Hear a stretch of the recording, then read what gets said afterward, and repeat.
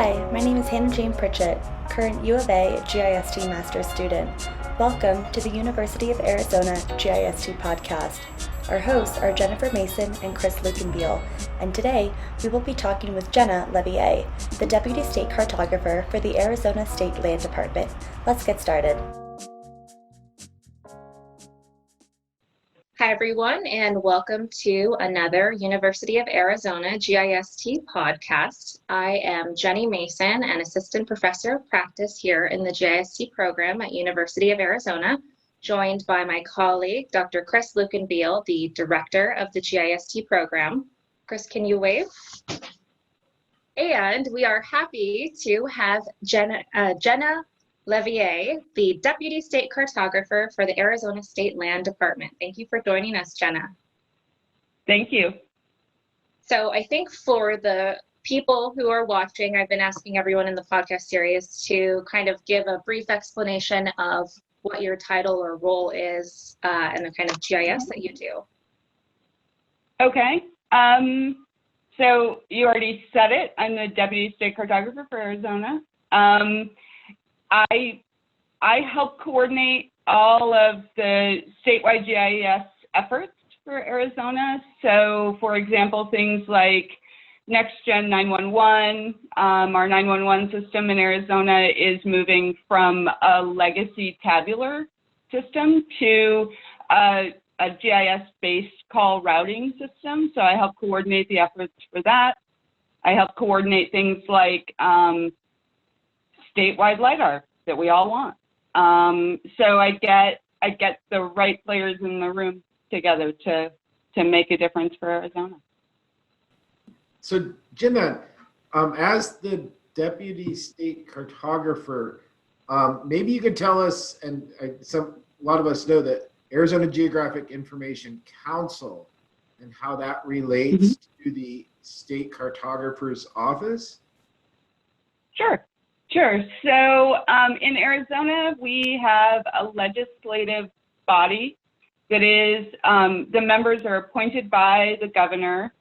The Arizona Geographic Information Council, their purpose is to advise and collaborate on GIS initiatives across the state. So that was formed in 1989 legislatively. The governor appoints 35 different people from all different disciplines. There's representatives from the universities, there's representatives from state and local government as well as federal government, tribal representation, and private entities all sit on that board. They help drive the initiatives of AGIC and the collaborative efforts.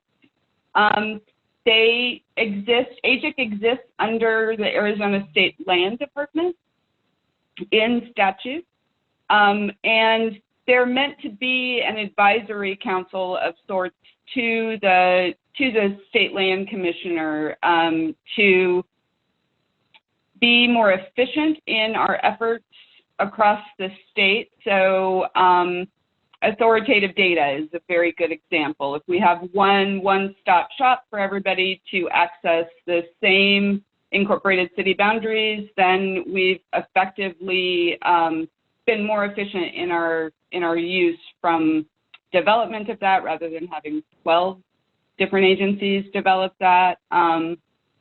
So we try and all start from the same source. So that's how the council works. And the Deputy State Cartographer, my role, administers AGIC and helps do the coordination. So we don't just have a council, we also have subcommittees, and that's really where a lot of the work gets done.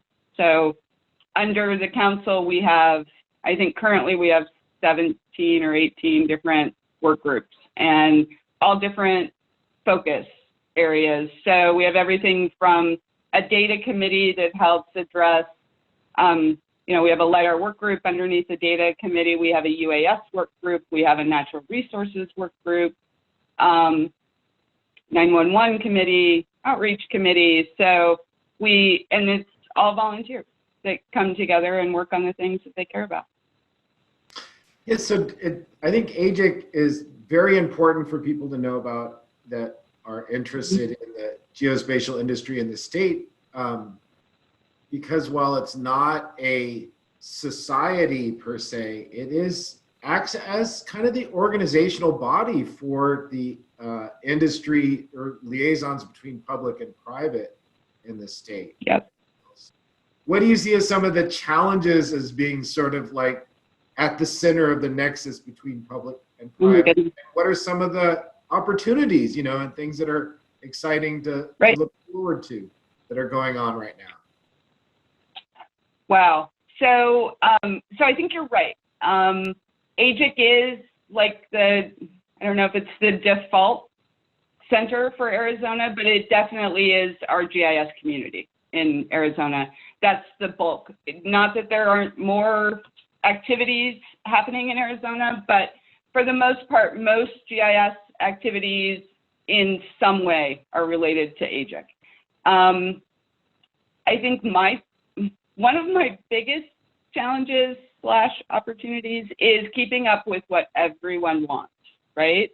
So part of how we've ended up with 17 committees is that we've had very passionate people be very interested in collaborating. One of our most recent activities has been our natural resources work group. They have identified, and I think most folks that work in the industry know that it's an issue. We don't have a single authoritative source for water flow data in Arizona. We don't. We have like 15 different ones that everybody uses. That's a problem when you're making decisions. Everybody needs to come from the same place and agree on the same starting point. So our natural resource community has gotten together and they want to develop a stewardship model for Arizona to make that data better, right? To get everybody that has a stake in that in the room together and communicating well and getting a work product out of that is a challenge. But it's also an incredible opportunity and really cool. So our group has begun a pilot project actually in Pima County, pretty close to Tucson and the U of A, where they're looking at what available sources of data they can start with and how they can help the USGS at the federal level enhance the NHD data, the National Hydrology data. If we can enhance that to make it more useful and be more appropriate for how it's already being used or how professionals envision that through our group, then we've succeeded and we're moving forward. So it's a good example of that kind of challenge. Jenna, I'd like to, I guess, rewind time and hear, your pathway, how you got to where you are. How did you discover GIS and what's your background and kind of training in that field to lead you to your position now? Okay. I was fairly non-traditional in how I entered the field. When I went to get my undergrad degree, I had no idea that GIS even was a thing.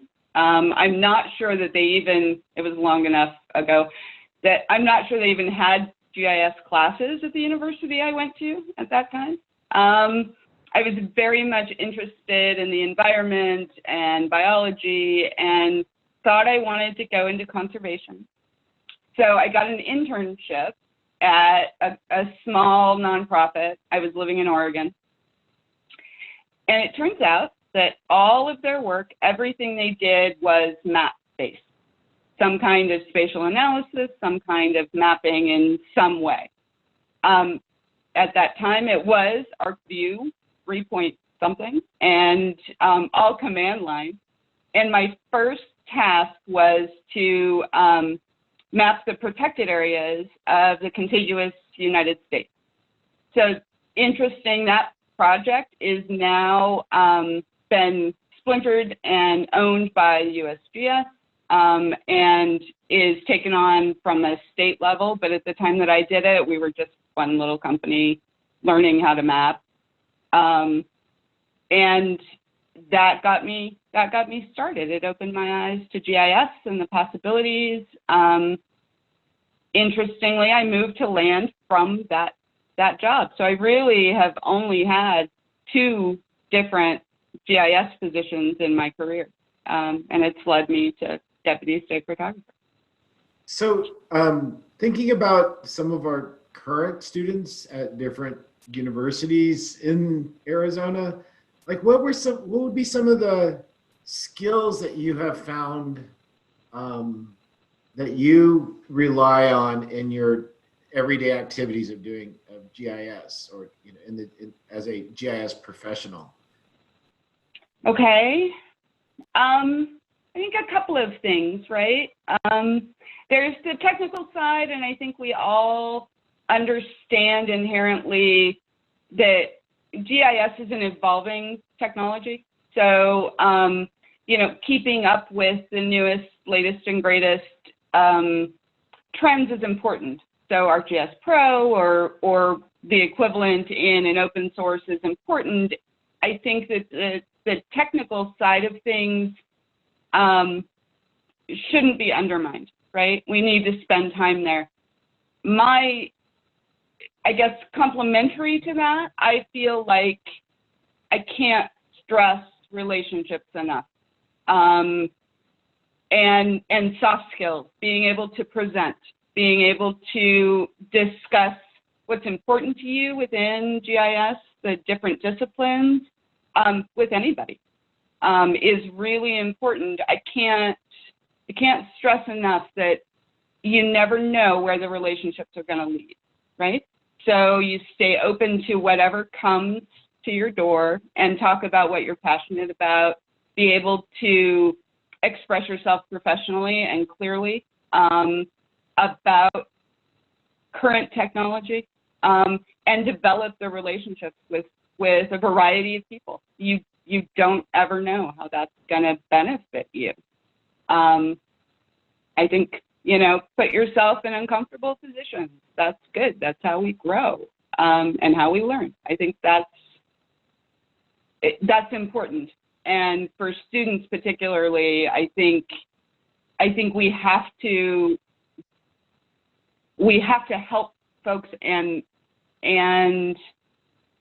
impress upon them that putting themselves out there and being open to opportunity is how they're going to succeed and how they're going to excel.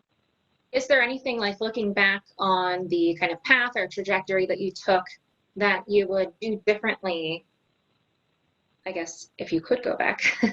Maybe different training, or things that you had focused on that you would tell your younger self? I think the short answer is no, right? It's a journey and an adventure. I don't regret any piece of how I've ended up here.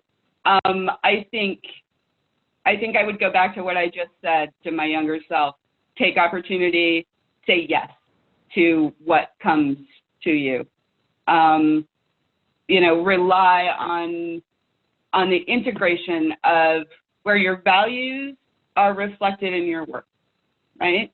So for me, that's every day bringing excellence, and hard work, not being afraid to work hard, being honest and trustworthy, focusing on relationships and team. Team is really important. We don't get anywhere in this world without each other. I think if I could go back and tell myself anything, it would be to identify those values, how I can embody that in my work sooner.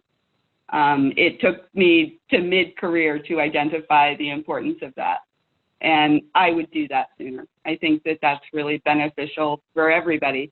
Makes our days worthwhile, right?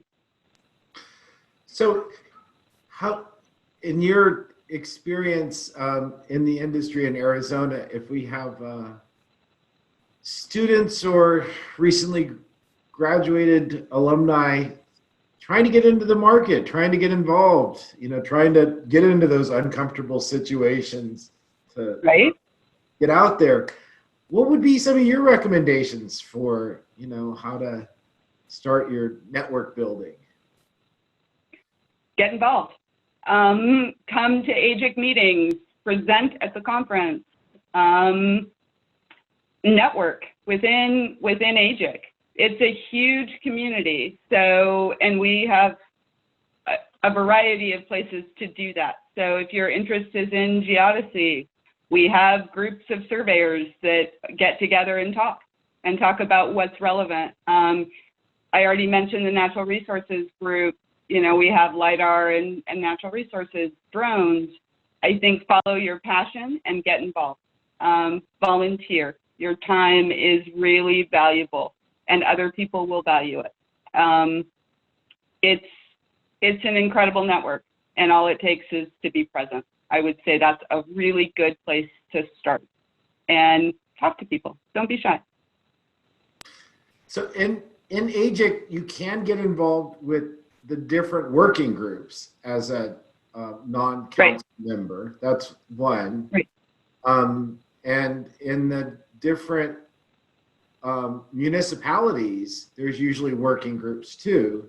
So like, and user groups. Yeah. And you've been involved with the newly formed Arizona chapter of Women in GIS too, haven't you? Mm-hmm. If you could tell us a little bit about that effort and what that group hopes to do. Right. So we've identified collectively, I guess the community has, and not just women, but you know, the whole community has identified where we really could help each other with what I like to refer to as soft skills, right? So how do we empower minorities and people that are typically underrepresented in sciences and GIS? How do we help people to, how do we help each other to be more present, I guess, more visible? How do you develop your elevator speech? You know, how do you self-promote? That's really important. How do you develop your resume so somebody pays attention to it when it's in a sea of 400? So the Women in GIS, we get together to talk about how to develop our skills, how to support each other, how to network and mentor, both be a mentor and mentor others. And how can we make the greatest impact in GIS in general? How can we be good supporters, I guess, of each other, champions? How can we do that? And not just for women, like I said, for minorities as well, but the skills that we talk about are really relevant to everybody, right? We just, we're part of a collective at the national level. There's another group that coordinates with GIS. They have a Geo Women group.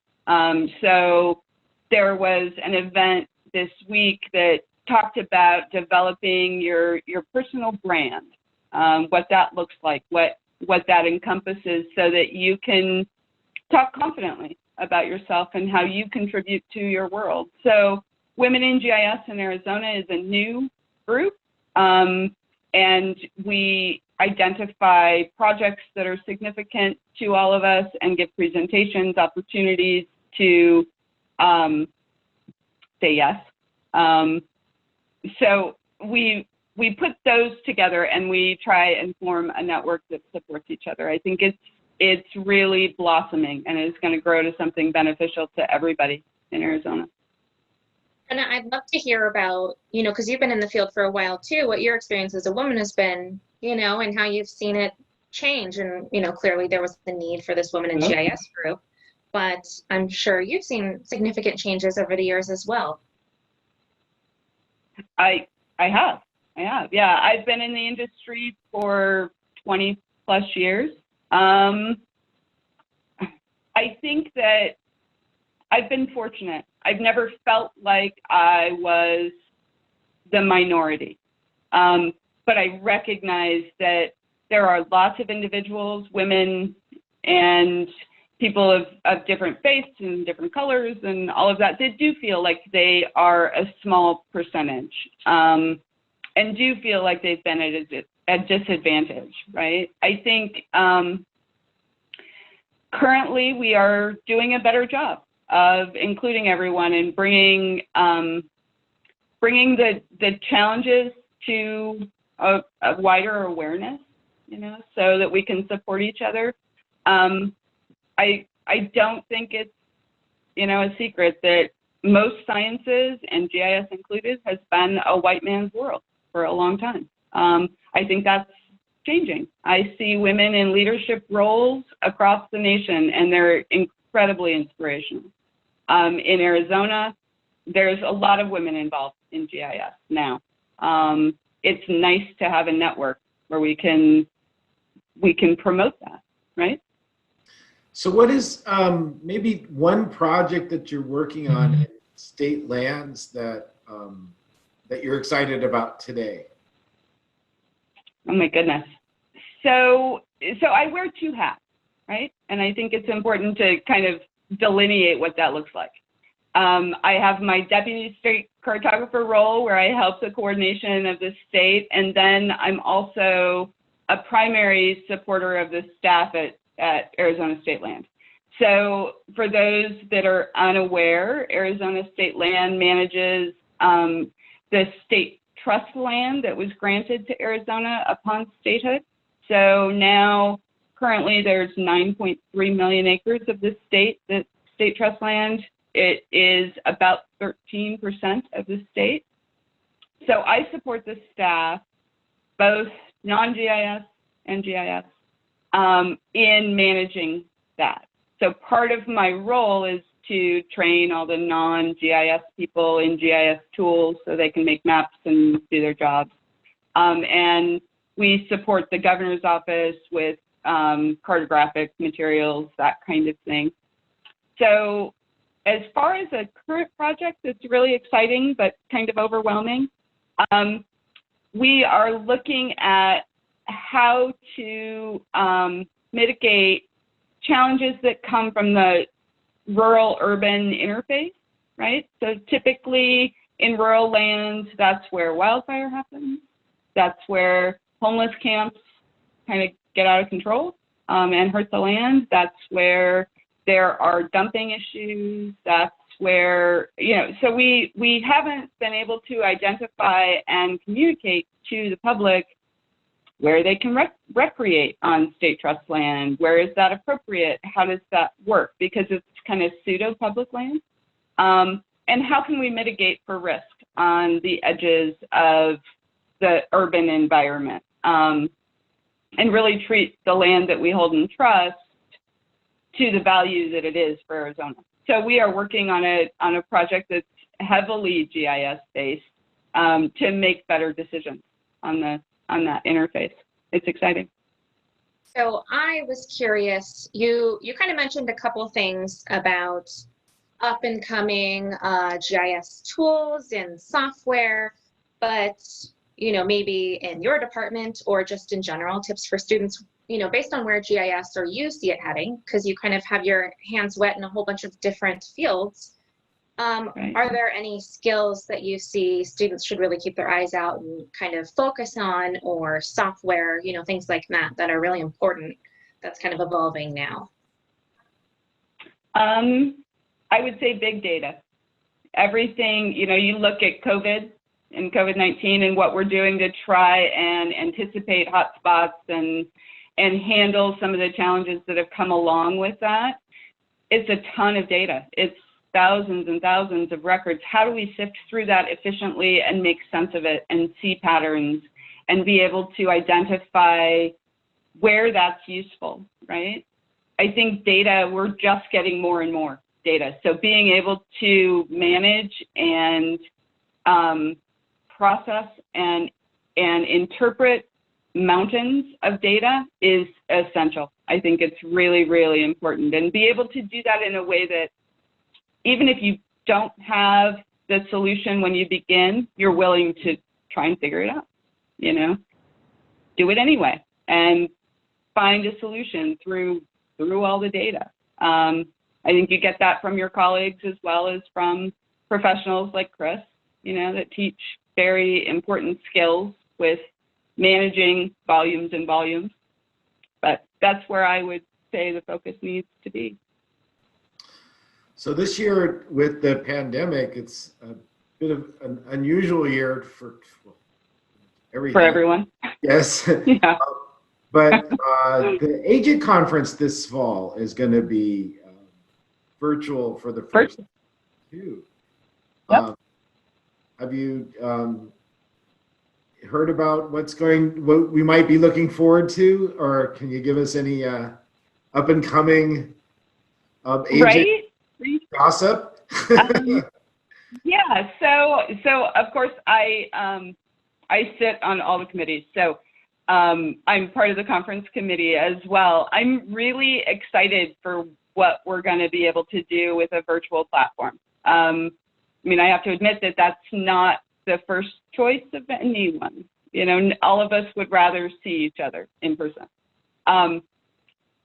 because that's not a reasonable idea right now. We're really trying to make the best of the virtual environment. So we are planning a week-long event in October with hands-on sessions a couple of the days. We'll still have a main plenary. We're excited. I believe that Jack Dangerman is going to be our keynote. So he'll be able to address our group in Arizona. We've structured it so that nobody has to sit too long. So no, we don't have the expectation that people are going to sit for hours that week and just look at presentations. We're doing it in 1 hour blocks with like 15 to 20 minute presentations, and then breaks for fun activities, chair yoga, trivia, those kinds of social interactions. We've got a virtual vendor hall and breakout rooms for solutions, so that people that are trying to find solutions to whatever challenge they're up for can meet with vendors individually and get solutions. So we're super excited. We'll still have some kind of social, the equivalent of a hospitality suite, but virtual. We'll still do that as well, because that part is important. Our networking opportunities are important. So yeah, we're excited. Did I say? It's October 19th through the 23rd. Please join us, and it's free. So some of the hands-on will have a nominal cost depending on who's providing the hands-on event, but I think they're projecting that at like $20 or $30 a class for 4 hours. So other than that, it's free. Please come. So I'm curious and actually, just because of attending conferences like with AGIC, of course, you'll naturally be exposed to maybe new training or new things that people are doing, and then you can go on your own, to learn whatever exciting things are coming out.